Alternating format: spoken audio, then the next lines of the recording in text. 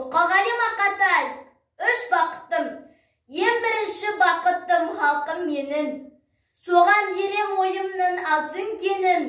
Ол бар болса мен бармын, қор болмаймын, қымбаттырақ алтыннан нарқым менің. Ал екінші бақыттым тілім менің. Тас жүректі тілім мен, тілім дедім.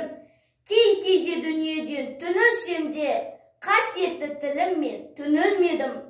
Бақыттым бар үшінші, отан деген, Құдай деген кім десе, отан дерем. Оты сөнген жалғанда жан барсың ба, ойланбай-ақ ақ келдағы отан менен. Түтін түтеді өсірбі көгере бер, немерелер көбейсін, шөберелер. Жадында ұста, жақсылық күтпегейсің, от емес оқ сұрасың менен егер. Үш бірдей бақыттым бар алақанда, мені мұндай бақытты жаратар ма?